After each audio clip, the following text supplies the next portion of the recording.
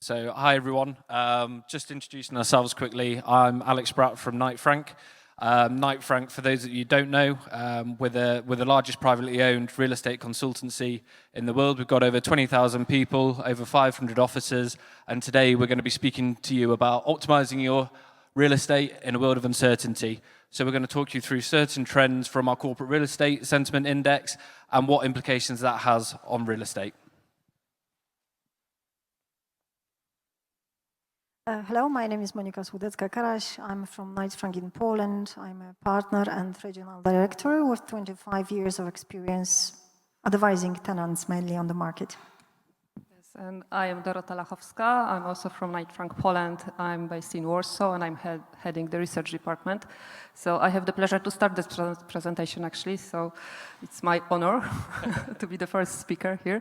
Okay, so as Alex said, this is very timely presentation, very timely topic because we are all operating and dealing with the quite difficult environment, like macroeconomic environment and changing real estate market.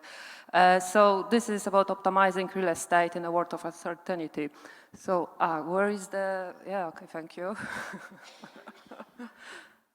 Okay, we approach that topic from both global and local perspective. Alex is representing our London office, and we are going to talk about the global trends in real estate, the strategies that the global companies are taking towards real estate. But we are also present locally, so we will tell you if and how the global trends are play out locally.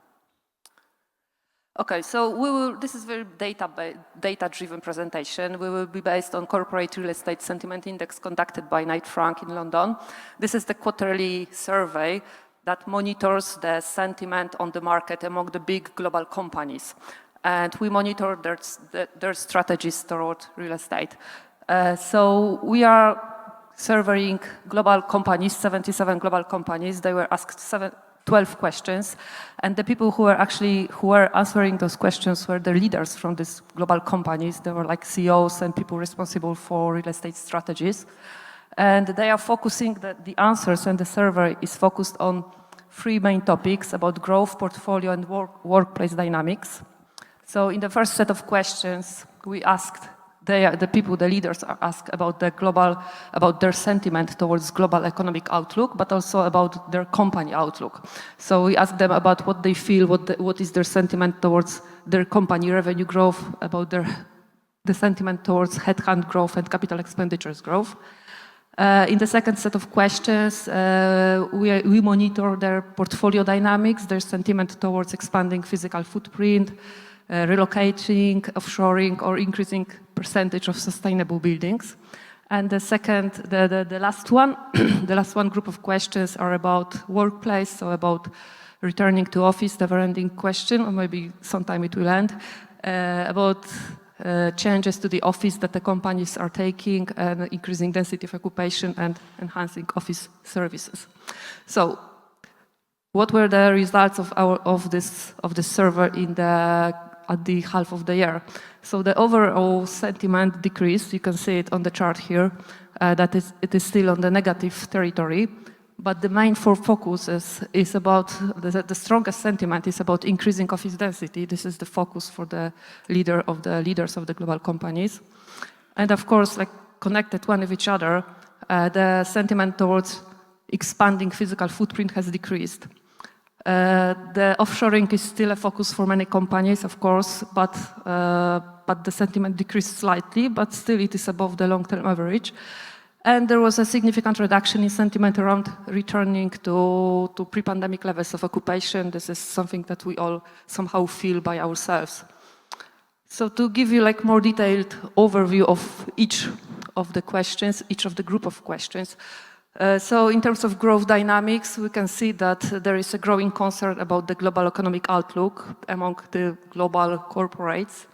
And of course that negatively influence their sentiment towards headcount growth, towards revenue, towards growth in capital expenditures. In portfolio dynamics, we noticed that there was a slight improvement in sentiment about relocation. That includes like tenants who are looking for more cost-effective spaces, or just tenants who are looking for smaller spaces. Offshoring is still a focus for many, but this is again about really cost efficiency and operational efficiency. And in regards to sustainable buildings, we've seen like the slight decrease in sentiment towards that. But that also may be connected to, like that is the case in regards to the companies that are not publicly listed, so they are actually not legally obliged to meet the ESG standards. So at this time, probably for time being, they just stopped, like they made some compromises on sustainable real estate.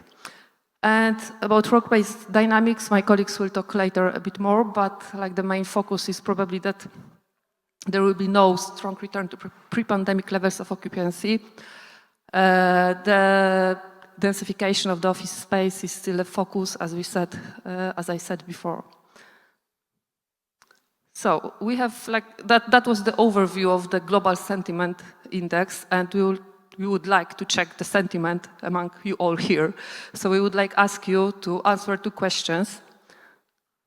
Those are the same questions that we asked in our corporate real estate sentiment index. If you could use your mobile phones, please, and check the QR code, and then you will see the questions, and if you could just answer them, and then we can compare if you are more or less optimistic than the global companies, because I have a feeling that as Poland is still our economy is performing quite well comparing to other countries. And our real estate market is also quite resilient, so I suppose the answers will be more positive. You can also go to wooklab.com and use the code answer1. So we can see that, okay, it's changing all the time, but okay, I will wait a moment.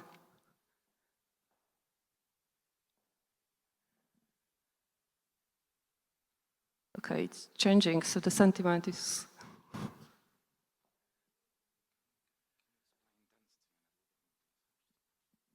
Okay, while talking about density, we mean about increasing number, for example, like maybe Alex, you will explain the definition of the... Yeah, no, exactly. So density of occupation in your offices is when we look at the head count per square foot. So how many people are in that office space and increasing that number. Okay, so while during our global corporate sentiment index, the sentiment towards that was neutral, mostly 42% of people answered that they are not going to change that. So in our survey, okay, most of the people disagreed with that statement, so it means that we are more optimistic probably about the... Yeah, absolutely. And that could be to do with the cost of real estate as well, perhaps in the Krakow market, compared to rents in perhaps London or Paris, there's a big differential in terms of the cost difference. So if people can increase the density in their office in London or Paris, it probably has a much larger impact than perhaps some of the rental costs in the Polish market. Okay, so we can go to the second question. We will see how does it differentiate our corporate global index with our sentiment. So the question is, if over the next 6 months, will you be back to pre-pandemic levels of occupancy?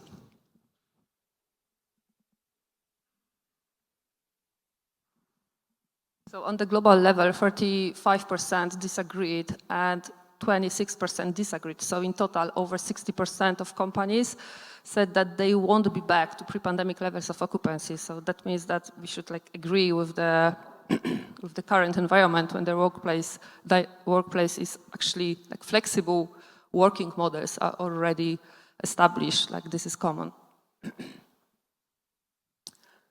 Okay, I did it. Okay, thank you.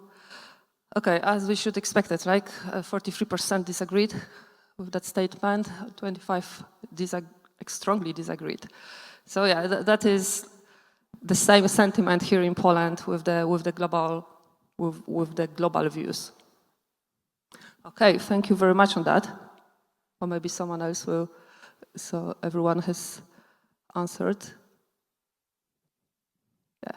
Okay, so we would also like to share with you the answers for other questions, like example questions. The three others were about offshoring certain functions to new locations. We will talk about this later on a bit more, and about increasing the number of sustainable certified buildings, and about relocating core facilities. So as you can see, you can compare the results, like with the offshoring, 3% of the companies strongly agreed with that statement, and about increasing number of sustainably certified buildings, 8% agreed. The sentiment about increasing the sustainability, the sentiment decreased a little bit, but the trend is actually not reflected in Polish market, but Monika will talk about this later a little bit more. Okay, so Alex, over to you.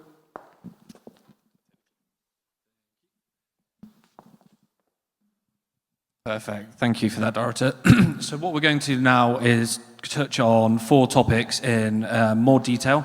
So these are company headcount growth, offshoring to new locations, increasing density of occupation, and enhancing office services and amenities. So for each of these, what we're going to do is touch on what the respondents said to the index. We're going to give an overview of what this means for the real estate implications, and then finally just a couple of case studies on each as to what we're seeing and evidence where we're seeing this in the market.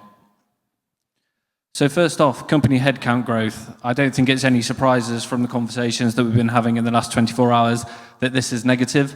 So it's at 2.45, which is below the 3% line, which means that's a negative sentiment, and this is actually the lowest sentiment that we've had since the index began. This can be attributed to companies, instead of perhaps traditionally growing through the growth of headcount, they're using innovation and AI to really grow the productivity of the business instead. What does this mean in terms of the workplace implications? What we'll see is a stable demand for offices. As I'm sure you're all aware, the office is here to stay, but people are just changing how they're using their space to make it more collaborative and make it we space, not me space. Albeit, and I'll touch on it on the third point, in terms of densification of the office, we may see smaller requirements. Headcount is normally typically one of the main reasons why companies have to move their office spaces as well. If they don't have the headcount growth and the space is still fit for purpose, what we'll see is them investing into their current space. In terms of headcount and uncertainty around potential headcount, what we may also see is people requiring a flexibility in their leases. If people require flexibility in their leases, this means that people will be taking shorter terms.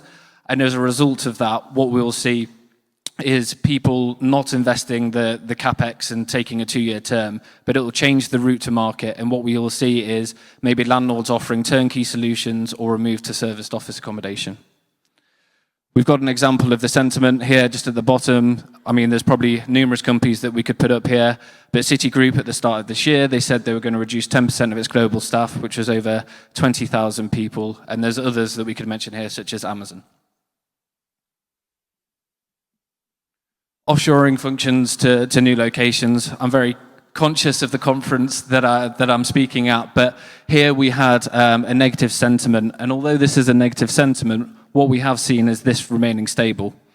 I think there's 2 points here that we do just need to flag. The first one being that this is offshoring to new locations. So a lot of the businesses that have been taking part in this survey we've seen have perhaps already undertaken their offshoring and have it in place already. Secondly, as part of the respondents, we do have a broad spectrum of different sectors and services. So we have to include in this manufacturing and industrial clients. And what we've seen, obviously, is a real fragility around the global supply chain. And for these companies, we've seen it go the other way as they looked to protect their supply chains, and we've seen a more localized approach to real estate. That being said, we always seem to be in global and political uncertainty. And what that means is that businesses are always looking for ways to streamline and create operational efficiencies. And so we will definitely still see offshoring occurring. And we've got a case study down the bottom here. This is a deal that Knight Frank did in Bangalore. And this was 7-Eleven who opened up their Global Solutions Center, which is effectively running the full operations of its 83,000 stores globally. Increasing density of occupation, I think there's no surprises here that this is positive. And I think as long as we always get a negative response to the first question around company headcount growth, we can be pretty much guarantee that this is going to be positive. This is obviously a bit of a result of hybrid working. So people have changed the way in which they're approaching their offices. Gone are the days of having rows and banks of desks, but instead creating a place where people can come and collaborate and really use it for different purposes to create that team instead of just having a place where people go in to do emails. What this will mean in terms of the real estate is if we can take less space, can we be taking better space? And this is a theme that we've seen across the globe in terms of companies taking buildings with better ESG credentials, taking less space, but taking better space that is in line with their corporate policy. We've seen this, Clifford Chance, they're in Canary Wharf. They've recently relocated to the city. They're in about 500,000 square feet, and they've reduced that by around 30%, and they've taken a pre-let for a state-of-the-art building in the City of London. And then finally, enhancing office services and amenities. I mean, this one for me, in terms of the results, was actually quite surprising that it is negative. Although I think we have to consider when this survey first started and the index first started, we were at the tail end of COVID. And at the start of 2022, businesses were having to do a lot more to get their staff back into their offices. They were having to offer, whether that be yoga classes, free food, etc. People had already gone through that process by the time we get to the results of the more recent survey. I think it's important here as well to just differentiate between what businesses are doing and also now what landlords are offering as kind of a base level of service and amenities for occupiers. And there's just a couple of examples here. We were discussing earlier, and I think in the last 12 months, I've had more requests for roof terraces for our clients than I have in the previous 10 years of working in real estate. But as you can see, there's a real angle towards the wellness of these buildings. For example, Uncommon and the Crown Estate, 1 Heddon Street, they've both had a real emphasis on even the air quality. So air purification devices in meeting rooms all the way through to recommend the air supply rate is 50% above the recommended rate. On the right-hand side, we've got some more quirky ideas, but in terms of Scandinavian design, rainproof pods, and also there's a real push towards having green open spaces within the office, really having a focus on employee wellness and well-being. Now Monica's going to talk through this in more detail for the local market. Hello, we are in Krakow, we are in Poland, so actually let's see how those global aspects reflects locally. So we have some of them here, sum up. I will not touch even the first one, this is obvious. Very interesting thing is the demand for flexible office leases. So flexible means flexible space itself or flexible lease agreement, so there are two different topics. Demand for sustainable buildings, I will show you later on just 4 slides left. So what is the difference between the global research and Polish attitude to sustainability? And very important information is the majority of office take-up, or maybe 55%, is the renegotiation store, so the tenants are staying in the same buildings where they were in the past years.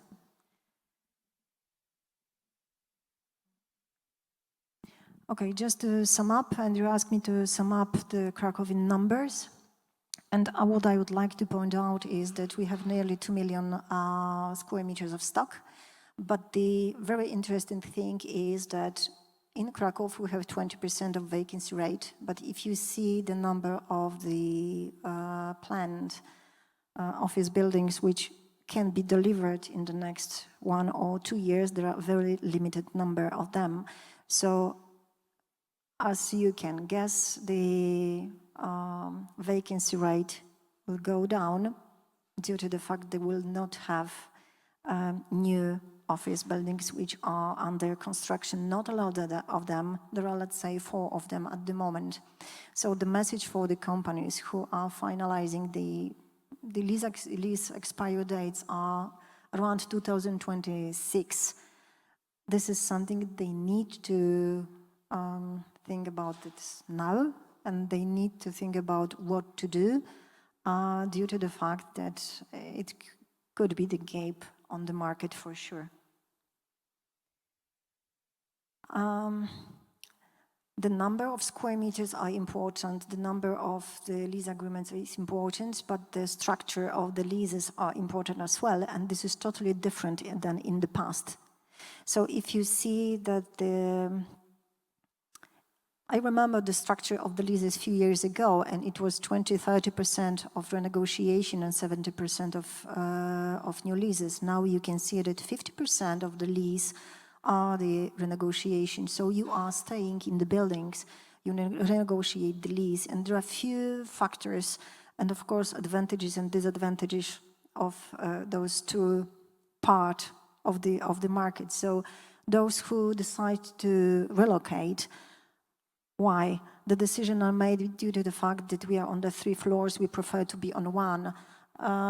Maybe we can get the lower rent, quite fresh office. We need to remodel the structure of the office space, and it will be very difficult to do on our existing space. What is the advantage to stay? The flexibility, Alex said about the flexibility, which is the crucial thing for now, but please remember that the flexibility, it's not so cheap. So if you would like to have the flexibility and we are buying the time for your company to think about what to do after 2 years, it could be much more expensive than to sign longer lease term due to the fact that the longer leases gives you much more incentives, much more rent-free periods, and maybe lower rent, and the fit-out, which is done by the landlord. So there are 2 different things. About the rents, so we are talking about the costs. So flexibility, it's not so it's not so cheap, as I said. So it will not be the cost-cutting idea for sure to prolong the lease for 1 year. But for today, we have the rents in Kraków between 10 to 18 euro per square meter. Let me say, depends on the location. But let me focus on the service charge, because sometimes we are fighting about 1 euro less per square meter, and let's say we are staying in the same building, and after a while it occurs that we lose 2 euro due to the fact that our building has a very huge service charge in compared to the other ones. So do not compare your options, only taking into account your costs per square meter, but please compare the buildings in terms of the media usage and cost of the media, electricity and service charge, of course, because this is the significant part of your costs, as always. And here on the graph you can see that in Kraków we have 68%, let's say, buildings with the service charge around 20 zlotys per square meter, and 32 which are higher than 20 zlotys per square meter. So we can see a lot of differences between the buildings, really. Sustainable buildings. Don't want to talk a lot, but it was a surprise for me that what Dorota said a few minutes before, so you can repeat it. What was the sentiment? Sentiment towards increasing percentage of sustainable building has decreased, but again we are talking about sentiment towards increasing, so it's not about that people are not going to do this anymore, but for the moment, for the time being, probably they are just, given the difficult situation, macroeconomic situation, they're just doing some compromises. So it was a surprise for me, but maybe due to the fact that Poland and Kraków has a lot of new office building with certification. You can see the graph, and the total office space in Kraków with certificate, there are 68%. And if we see the total lease agreement signed in those buildings with the certification, this is 91%. So it means this is important for global companies here in Poland. Maybe I will also add something, that Kraków has the biggest share of the sustainable buildings in Poland, so that is much higher percentage than in Warsaw, for example. So this is like an exceptional city in that terms. Yeah, and it's worth to be mentioned that the Polish and Krakow office market is quite young. Yeah, it means the building from 2004 in some of your perspective are old. When we ask Alex, what about the other cities across the world? No, it's not old. Yeah. So,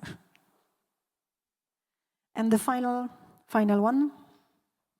Thank you. So these are some of the key considerations that occupiers should be thinking about in terms of identifying their real estate strategy and, to Monica's point, the stay versus go of why you should be staying in your office or why should you relocate. And we break it down into data, plan, and execute. So first off, looking at the data, there's certain points, and gone are the days of throwing a dart at the map and looking at the cost per square foot. There is a lot more elements in terms of data that go into the real estate decision making now. And the first one, the real estate market, choosing where you want and why, looking at both supply and demand, looking at workplace benchmarks, how should you be occupying the space, and is that consistent across your global portfolio? Competitor analytics, this is one that's really gained traction in terms of, do you want to be located close to where your competitors are because you want to source the best talent, or do you want to be located away from them in terms of specific buildings?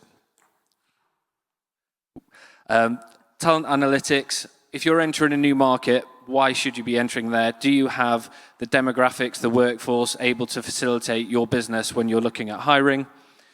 Research and thought leadership, so making sure you're future-proofing your office. As we know, 5 years ago, the hybrid model before COVID wasn't as much of a thing, so it may come down to the flexibility required. And then the service charge and the ESG element, it is more than just the cost per square foot in terms of rentals, but what is your total occupancy cost? So once you've formulated all of this data, you need to then look at a plan.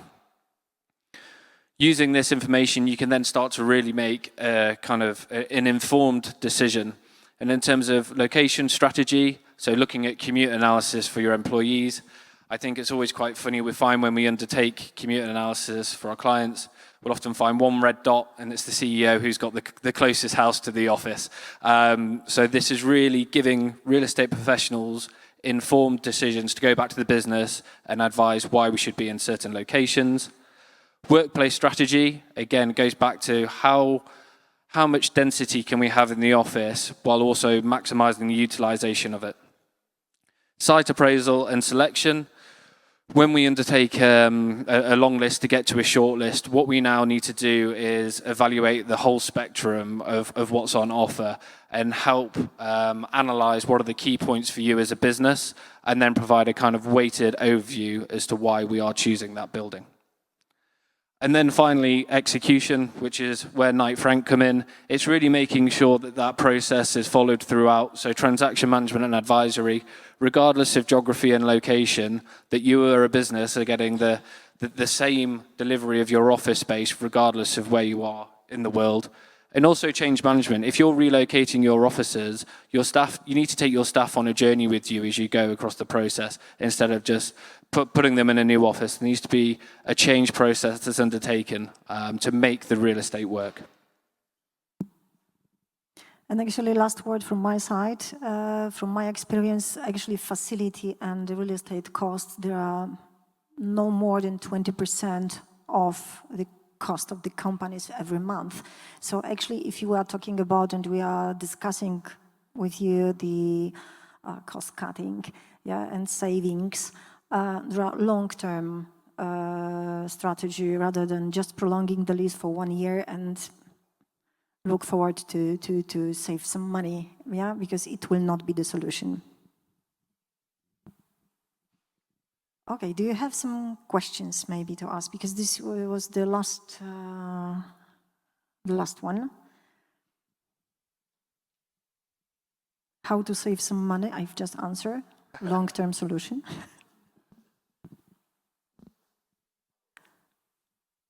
You have one.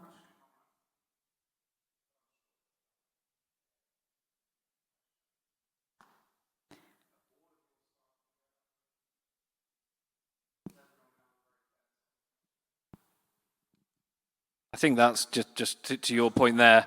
It's what we're finding with one of the biggest challenges in-house real estate are facing is, even though we've got the hybrid model, how do you plan for the peak? Because you've got everyone that wants to come into the office on a Tuesday, Wednesday, and Thursday, and you end up with an office that's not being used half the week because no one's in there on a Monday and a Friday. So that is really where that change management and that workplace element is really important to optimize the real estate and optimize your offices to make it a really collaborative space that people can use and it function well.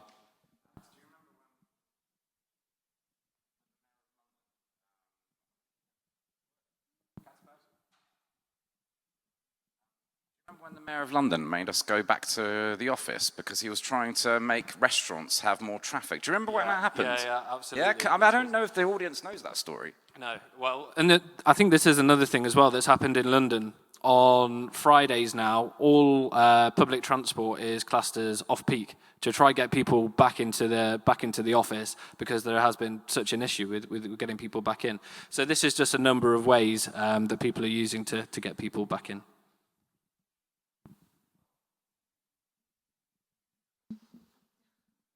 Sorry, it didn't work. This is slightly off target. To what extent does Knight Frank see itself having a role in advocacy, in influencing for more sustainable use of built space, given the amount to which the 10% of the world's population contributes to waste across the whole raft of consumable items? We're looking for leadership in the real estate domain on these bigger sustainability issues. Does Knight Frank do something in that area? You to go first? Yep. I'll go first, and then I'll pass to Monica. I think, yes, absolutely. There is 100% a consideration from Knight Frank in terms of creating a more sustainable built environment. And I think a lot of that is obviously led by yourselves, being the end occupier target audience. We're always in conversations with our development teams and our landlord teams because they want to know what end product they should be developing. And at the moment, that absolutely needs to be sustainable buildings that corporates can not end up with redundant assets in the future. So it needs to come from the businesses occupying the space to really drive that change. And like I said, there is a lot of collaboration instead of siloed thinking between the teams at Knight Frank. And the other thing is, answering on your question, that a part of the advisory to the tenants, we have a huge team advisors, the landlord advisors, so it means that we are cooperating with them to go to the sustainable direction, because this is the long-term strategy of the landlords, first of all, to invest a lot of money at the beginning to the buildings, which actually the usage of the building and results will be seen after. Yeah, and this is about, we are talking about the cost here during the panel, but this is visible. And when we compare the buildings and we see that the usage of electricity and other media in one building is lower per 30% than in the others, it seems to be, okay, that's true. And people are putting that in their leases now as well, in terms of making sure that that data and information is available to them, because if you're in an old building with an old landlord, often that information for corporate reporting on carbon isn't available. And now people are putting that as a must-have in their leases. May I? Michał Jagiełło, Ecolab. A couple of years ago, there was a tendency of moving into the solutions like real estate as a service, like WeWork success story, which ultimately was not so successful. What's your view on that currently? Are companies switching to that model, thinking about that model? And the second question would be, how is Krakow versus with its population, its real estate offering, how it's against these trends, such as real estate as a service? So actually, this is not a trend. Can we just add one more? Because I think that we have one more elephant in the room here. Because in Poland, the government gives employees money to work from home, doesn't it? But that doesn't help, does it? It doesn't help. So sorry, if we could just add that to it, sorry. But actually, the question was not connected with the idea to work from home, but rather the idea of the flexibility.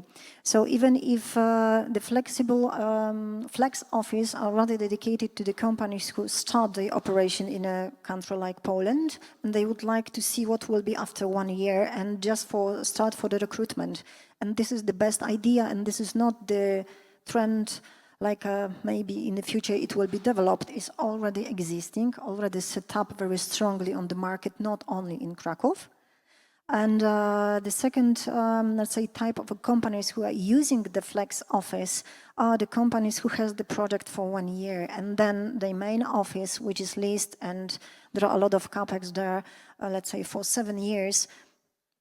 You cannot, within one building sometimes, to enlarge your office for 200 square meters for 2 years and then to squeeze it again. So that's why this is very popular. That's through the office complex in Krakow, let me say, there are some flex offices organized by landlord or organized by service providers.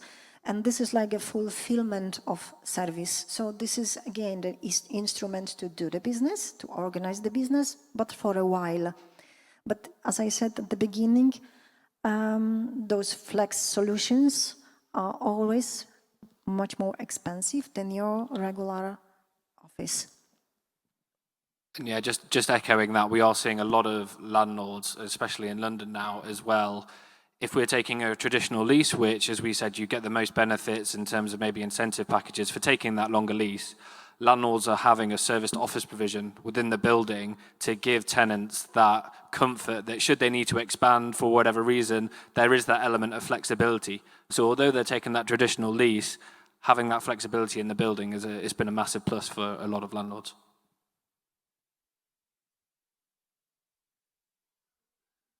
Excellent, thank you. Thanks a lot. I think we have a wrap. That was very interesting. Thank you, and maybe a round of applause for our speakers today.